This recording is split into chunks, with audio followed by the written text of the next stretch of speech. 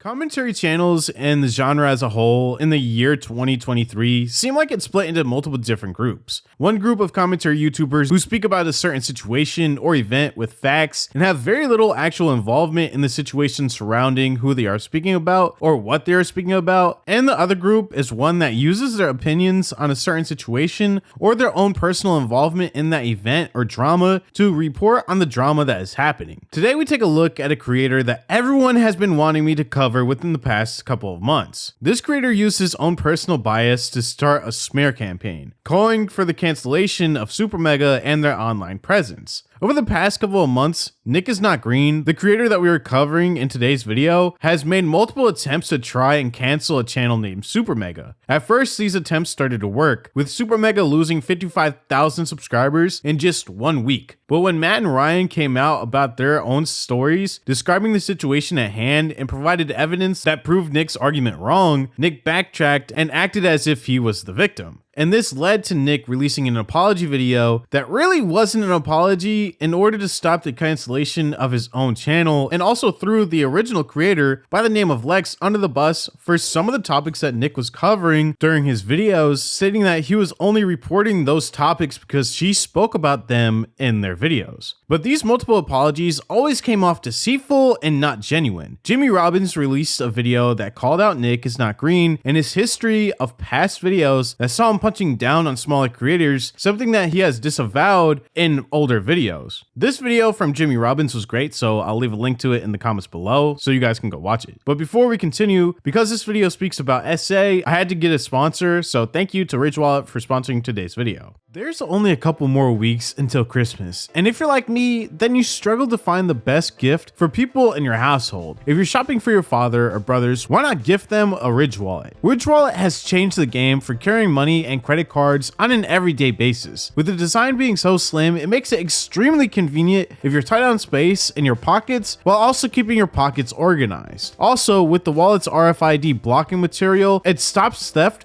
from digital pickpocketers who can steal your money without laying a finger on it. With over 30 different designs and styles, you'll never feel burdened with getting a design or color that you may not want, even including leather for a more traditional feel and look for the guys who like the feel of leather instead of metal. My buddies over at Ridge are so confident that your family members will love their Ridge wallet that they're giving them a 99-day risk-free trial, and if they don't like the wallet, they can return it. But with over 80,000 5-star reviews, I'm sure that they'll love their gift. So shop the holiday sale by going to ridge.com/bills and get up to 30% off through December 20th. Use my link and you can enter for free for a chance to win a Ridge bundle worth $4,000. It's your last chance to get yours now before Christmas if you order by the 18th. So let's take a look at Nick, his previous drama, and his current controversy involving Super Mega, and what has happened to his channel since then. If you find yourself enjoying the video at any point while watching this video, leave a like and subscribe to the channel. Now let's get into it. Now, Nick created his channel in 2016, but his oldest video on his main channel was uploaded just a few years ago. His first videos on the YouTube platform focused more so on gaming and what was happening within that genre, making jokes and memes, and it was all harmless content. That was up until he uploaded a video on Harry Potter and the TikTokers who thought that they can shift realities. This video achieved close to 1 million views as of today, and at the time was one of his most viewed videos ever on his channel. This was when he started to make friends within his community and would upload one of his most viewed videos ever with Danny Gonzalez, who was another commentary channel that made some of the same content as Nick. Nick's videos were pretty much random at this point. Like, they were commentary videos, but they spoke about different topics which kept his viewers always interested. This was around the same time where he'd start to upload onto his second channel, Green Is Not Nick. The videos uploaded to his second channel were much more drama related videos that spoke about certain events that were happening on different social medias. These videos also included making fun of different trends on TikTok or reacting to certain things that were posted online. But this channel started to generate a much bigger following than his main channel, and he'd also upload more to this second channel rather than his main channel because it took less effort. And on the second channel, he was posting almost daily, but on the main channel, he'd be sporadic with his uploads. Now it's time to get into the start of his internet antics that saw NickIsNotGreen call out an alpha red pill bro. On September 1st, 2022, Nick released a video onto his main account titled YouTube Should Ban Sneeko. This video is short and to the point. He called for his audience to mass report Sneako's channel because of what Sneako did during one of his live streams of him reacting to Nick's friend named Chad. During Sneako's stream, he'd make really bad remarks towards Chad and said the reason why she hates alpha male men is because she hasn't had you know what in quite some time. Now, even though these comments and actions were inappropriate for the video, Nick frames it as him depicting SA and literally puts a disclaimer during his video before he shows Sneako's clip, which was not at all what was depicted during the clip that was provided. Now, Nick does this thing where he will bend the truth just a little bit to make the situation at hand seem way worse than what it actually was. And he did this with the Sneako clip. He also stated that Sneako harassed Chad, and that's another reason why he should be deplatformed. Sneako would respond to this video during a later live stream and said, "Reword it. I don't care about her. I don't want to touch her. I don't want you near me. I'm saying she needs that. She needs somebody to be like, yeah, shut up. Shut up. That's how she properly needs to be. So not only one thing, the fact that the fucking Susan's pet thinks that that's assault proves two things. One, you don't know how to fuck a bitch. You don't. Because if you think that's assault, what the hell are you doing in bed? Dead ass. You want to talk about assault? That's how bitches like to get fucked. They like a dominant male who's consensually. I'm not saying non-consensually do it. I'm not saying forcefully do it. You'll fuck some sense into her. She could be a nice little girl again. Not little girl. You know what I'm saying? Now, Nick received some backlash within the community for trying to deplatform someone just because he didn't find his actions funny, to a point where he'd give a step-by-step how-to on how to flag Sneako's channel at the end of his video. This is just one instance of Nick putting his own personal feelings into a situation because he was friends with Chad. That's what made him upload a video onto YouTube talking about the controversy and also bringing more attention to it. But it ultimately made him look pretty bad, and a lot of creators started to upload videos against Nick, saying that what he was doing was wrong. And even though what Sneako did was wrong as well, it wasn't an action that should have deplatformed his channel. Even though shortly after Nick's video on Sneako was banned off of YouTube. This personal bias that we saw throughout that Sneako drama would start to show once again in the summer of 2023. Now, I know I skipped a big chunk of information about his channel from the Sneako video up until now, but his channel was relatively good throughout this time and he wasn't really involved in any drama. That was up until he tried his hardest to cancel Matt and Ryan from Super Mega. Now, for some backstory, a content creator named Lex Updog released a video titled My Experience with Don Doctor and Super Mega. During this video, she speaks about being essayed by Don Doctor, who was a former channel artist for Super Mega, much like Lex herself. Lex describes her encounter with Don as him forcing her to do oral and her having to forcefully reject it. When she told Matt and Ryan, she explained that they took quite some time to fix the problem and made her feel uncomfortable, asking Lex what she wanted to do about the situation instead of them immediately firing Don right on the spot. Lex also posted a shorter timeline of events over on Twitter where she'd state that on a phone call with Matt went into lawyer mode and stated that technically Don isn't an employee, so we don't have to do anything. According to Lex, she'd also say that Matt would call Super Mega his magnum opus and how it would be bad for Super Mega if word got out about Don essaying Lex. She'd also state that Matt and Ryan spoke privately to Don and Don was left confused as to why she felt that she was essayed, and how Matt and Ryan stated that they should just talk it out. And over time, the relationship between Lex, Matt, and Ryan were severed, and she was left homeless in LA. After the video and statement from Lex came out, the internet was in disbelief. Super Mega lost over 55,000 subscribers within just a few days. The allegations against Super Mega were stacking, but they'd need a few days to come out with their own statements and give their side of the story. But this wasn't the same thought process for Nick. Nick released his video titled Super Mega is full of horrible people just 2 days after Lex's video.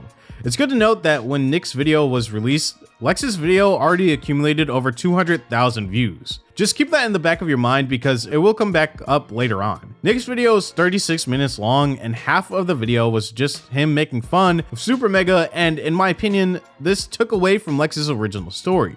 Nick said that the Super Mega channel was dying and made jokes about Matt and Ryan, like these jokes here. About Matt and Ryan's character. It says a whole lot of stuff about them. I will say that Jim actually still does have Super Mega in his bio as of posting this video. And my favorite post right here says, apologist gets what he deserves, and it shows Matt getting the absolute shit beaten out of him. Let's just let it play a couple more times.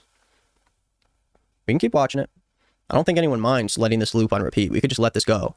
During this video, Nick would also spread misinformation about Matt and Ryan, topics that weren't associated with Lex, and also read off Reddit posts from the Super Mega subreddit. But again, these posts held very little facts. Essentially, Nick was just once again spreading a false narrative and making Matt and Ryan look way worse than what they truly were just because he didn't like them. For me, I found it weird that the spotlight went away from Don, which was a confirmed SA, and was placed on Matt and Ryan. Nick didn't give them a chance to speak on their side of the story before he released his video. He acted like judge and jury, and this one video already set the online opinions of so many people that were watching, with nearly 700,000 views within a few days. Not to mention that Nick brought up Ryan and Matt's friend that passed away and how allegedly they'd make jokes in the office about it. This topic was not needed in the coverage of the story and was once again placed in the video just to make Super Mega look like they don't care or didn't care about their friend passing away. Now, if Nick would have just waited a few days, he would have seen the response from Matt and Ryan that debunked a lot of the initial claims that were spread on the subreddit and by previous employees. Ryan's apology was shorter and was straight to the point. He stated that he was spineless and should have acted faster with Matt to fire Don, but at the time they never had to deal with anything like this. But again, Ryan stated that he should have fired Don right off rip. Ryan also spoke about Leighton and Nick involving his late friend Daniel in the story just to make Ryan and Matt look bad. Nobody expects their friend to do something this serious to another friend. We selfishly waited until we felt comfortable to have this discussion with Don instead of having the victims back immediately. Matt and I did eventually sit down with Don to have this discussion. It started the conversation with Don, I believe, inquiring about a visa and starting to work for us potentially full time. Of course, that was not the subject Matt and I came to discuss, so we quickly turned the subject over, said we are not talking about this, and that we were going to be talking about the situation between him and Lex. He explained away the assault, excusing it as a miscommunication of boundaries in an intimate moment. And we told Don if he truly believed that, if he truly believed that it was a boundary miscommunication, then he should apologize to Lex directly. This was, of course, the wrong decision. This put the onus on Lex to have a discussion with their abuser, which is a ridiculous ask for someone to make, and was a bad decision on both Matt and I's account, and we handled that very poorly. It's stupid that we even thought that that was a good idea. In reality, it's just dismissive and wrong. Again, after some tiptoeing, we ended up cutting ties with Don, both personally and professionally. We cut all contact with him. We also updated those who we knew that were working with him of the situation. This should have been done from the very start, and I regret that we handled this in the worst way possible. There's no excusing the lack of tact that was used to handle this.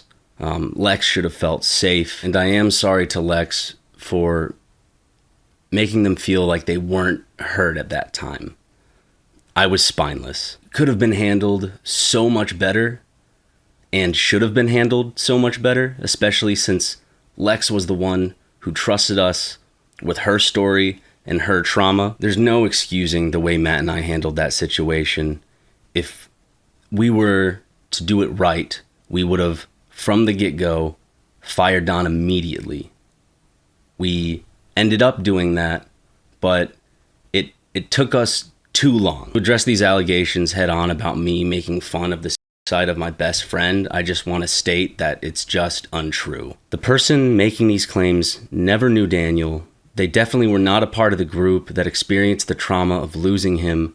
And I think, honestly, it is disrespectful to bring him up as a weapon. I felt like he was just brought into the situation for drama's sake to try to hurt me or Matt or hurt our image. I have done enough shit to tarnish my image, but I will not stand by and let someone talk lies about the way I talked or treated my trauma in regards to Daniel. Matt's video was also released the same day and dove into other topics and how Leighton was behind everything and helped build a narrative against Super Mega. These apologies were pretty good. They held accountability, and it just seemed like a lot of stuff that was said in the text messages were miscommunicated. But Nick couldn't take the L on this one. He'd upload a second video looking at their apologies and made every excuse in the book as to why their apologies were bad, and how if Matt was too busy, then he shouldn't have had a team that he had to manage. This was in response to him accidentally sending Dawn to the Super Mega Complex a couple days before Lex was supposed to meet up with them. During this video, Nick states that he didn't wait for the facts to come out, he just took the side of his friend, and then makes a weird remark asking if people think he's part of the Illuminati, because everybody thought that they were in cahoots with one another. I know this video does a lot of jumping back and forth, but that's what happens when we're looking at all these stories. But I do want to reflect on my original video and say that I do think I made a bit of a mistake, including Morgue Pie and laid in stories in that particular video. I wanted my video only to be about Lex's story, and I got caught up in context that I personally thought was important and necessary for the story. But I really should have only touched on Lex's video from the start and what happened with her and Don and Matt and Ryan specifically, since that was my goal in the beginning of the video. You know, despite that, I've still received several comments on the original video claiming that I put out my video about Lex without waiting for Super Mega to respond, and that I was taking a side before hearing everybody's sides. And I thought I made this clear before, but of course I'm going to take the side of a personal friend of mine when she comes out with a story about her. This isn't like an online, like, normal thing where I look at all the facts and I make a decision. No, my friend was assaulted and never felt like she was able to be heard. And obviously, I believe her word. There is no way where I would look at that situation and hear her story. And do people think that just legitimately she just wants to outright lie about the way they treated her for no reason? I don't really understand where people are coming from when they call me a liar with an agenda and they call her a liar with an agenda. Where do you guys think we're coming from? You think we're like a part of the Illuminati or something? Now, I have no problem with Nick trying to spread the news about Lex's essay and how Super Mega failed to fix the issue in a timely manner and failed to take it seriously, but I have a problem with Nick spreading misinformation just to make Super Mega look worse. And instead of owning up to him being wrong, he just doubles down on his first claims. After this, Matt and Ryan uploaded a video onto the Super Mega channel titled The Future of Super Mega, where they stated that they were going to take a break from their channel. This was uploaded at the end of August, and they have yet to upload to the channel. In October, Ryan posted a statement to his Twitter account speaking about the drama and how he was still upset that Daniel was brought up into everything for absolutely no reason. He would also speak about how every creator who came out with their stories about Super Mega went quiet besides Nick, and how he wanted them to take accountability for their actions just like how Matt and Ryan took accountability for their actions. This was when Nick would post his first apology on October 27th. This video is a lot of nothing, to be honest. He takes the approach of being the victim and how he has been harassed since his original videos on Super Mega. This was around the same time that Turkey Tom also posted a video speaking about the situation and shining a light on Nick and his participation in trying to cancel Super Mega. Tom's video started to negatively impact Nick's channel, and a lot of people online believe that this is the reason that Nick uploaded the apology video in the first place, to distance himself from Lex and Super Mega and also play victim so he'd stop getting so much hate and stop losing subscribers. Eventually though, this video was deleted and Nick uploaded a second apology, but not the regular way that you'd issue an apology if you're truly sorry about something that you did. He'd hide this second apology within a Mr. Beast video. And right after this apology, there would be an ad integration which seemed pretty scummy and seemed like a weird way to get people to watch the ad right after the apology. Just hear me out. I've been thinking a lot about my role in the controversy that I made a video about on Friday. Even though I know that there are disputes about Lex's story that she is planning on fully addressing this week, from my knowledge, I want to address this issue completely separate from her and talk about how I inappropriately handled reporting on a story that I should not have reported on. I'm realizing pretty late that I was too close to the story, and regardless on my personal feelings for the situation, it was irresponsible for me to involve myself and my platform into a conflict that really had nothing to do with me. And also, just because I didn't intentionally lie or make things up, just because I can continue saying that I went into this situation in good faith, I am not free from the criticism of how I actually am making and reporting on those videos. Yes, I went into the story with my best intention to spread the word on a victim's story. Yes, I still can say now that there was no foul play behind the scenes involved. I just did what I thought was best. Either way, regardless of what you believe about that, my addition to the story was destructive and it hurt everyone involved. Although I think so many people who are on the opposing side have not helped the argument and have made themselves aggressively wrong in a lot of situations, I thought about this and how I honestly and truly feel about it without the anger or defensiveness from so many people attacking me on all sides. And through thinking about this situation, I realized that there is so much that I could have done better. I should not be involved or be a part of this story, and I should not have agreed to cover it when Ethan and Lex approached me with the idea. And now I do still want to say that even with them asking me, I don't think they had intentions to lie or to put my career in a bad spot. I was still irresponsible by accepting it. Lex's video is already big enough on its own when I started to make mine. It had already caught the attention of the people who it needed to catch the attention of. There was no reason for me to be a part of this at all. There are ways to support a victim story as a friend, and this was just not the right way to do it. I looked at this situation and I wanted to be as honest as I could be about it. If I didn't feel sorry, I did not want to express any statements that I didn't really feel were true. I know many people who watch me because they know that I talk about the way I feel about things as authentically as I can. And in this case, I thought I did so, but I did it in an irresponsible way. I want to be responsible with my platform regardless of how I feel about the opposing party, and I let down my audience by doing that. I am sorry for how I handled this. I hope that you trust me to grow. I want to continue to do my job with more responsibility, with more foresight, and actually treat my platform the right way with the amount of people who watch me every day. I tend to get defensive when it comes to the way that victims are treated online and how they've been treated in the past, and I don't think it's fair for me to back off of a belief I have when I know that a victim is not able to do that, that they are inherently attached to what has happened to them. Regardless of that, I let that get in the way, and whatever happens with this situation moving forward, I am not a part of it. I do not associate myself with anyone involved. And by no means does that mean that I'm fully discrediting Lex's story. By no means does that mean I'm fully siding with Super Mega. I'm truly trying to do what is right for my platform. I don't want my career to be defined by situations like this. And this is not at all the kind of content I want to create. This is not the kind of situation that I ever want to even be a part of in the future. After this, more videos came out against Nick and his subscribers started to drop rapidly. The apology was better than before, and if you were just a YouTube user, you probably would have thought that this drama was over until Nick went on IG right after this and posted a story saying, "Despite the bigoted freaks that will continue to lead the hate campaign against what I do, I still feel the need to speak to those who are actually fans of what I do, because they do not deserve the mess I've gotten myself in." Again, because he said something stupid, he had to post yet another apology on his YouTube community tab. This apology was pretty long, but I'll break it down into the most important parts that I feel are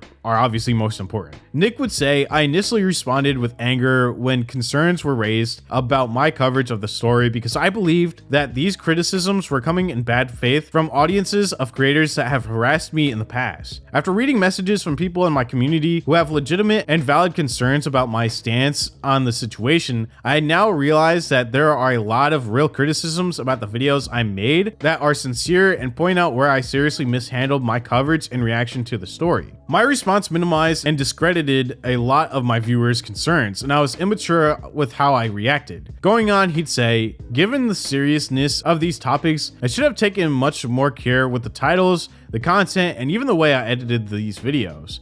I regret the eagerness I had to insult Matt and Ryan in the story in ways that were unnecessary and careless, and for including details about them that were unrelated to Lex's assault, regardless of whether or not these details were talked about in Lex's video. I should have been much more careful about the way I presented them, and I am sorry for that. I was trying to help a friend, but I was stubborn and emotional instead of taking the proper time to hear how I could have done better from people who were rightfully concerned. I wrongfully gave more value to the opinions of those who agreed with me over those who are holding me accountable for valid reasons, and that is something that I deeply regret. I should have supported the victims without getting directly involved, but instead, by choosing to cover a sensitive story that involved people that I was close to, the outcome of my actions hurt all of the parties involved. Now, people in the comments of this apology absolutely hated it and called Nick out for being a hypocrite, and instead of making an apology stating what he said in the community tab and actually showing how apologetic he was on video, he instead put it all in writing, possibly due to his pride and ego and how he felt like going on video again wouldn't help his issue.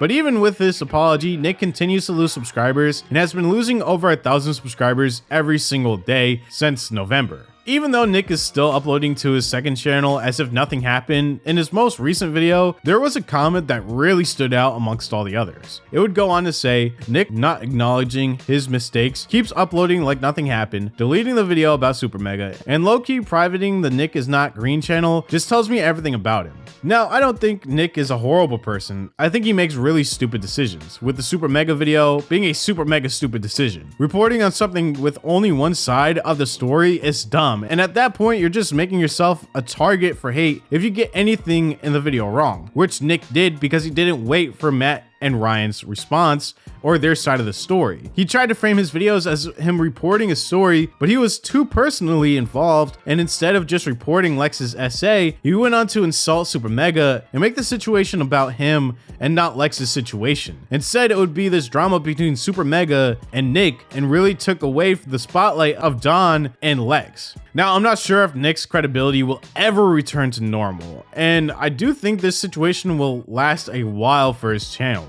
His views still seem okay, but he continues to lose subscribers each and every day. And right now, a lot of the comments are a lot of people just hating on him. So I do think people are just hate watching him at this point. I do think Nick royally messed up and mishandled sensitive information, and for that one reason, I feel he has ruined his reputation on YouTube. But this is the end of the video. How do you feel about Nick is Not Green and his content? At one point, I thought his content was pretty okay. I used one of his videos, I think the Sneeko video, in the Sneeko video that I did. And now looking back at it, I kind of think it was a stupid idea to do that because, yeah, it was kind of out of context and it wasn't great.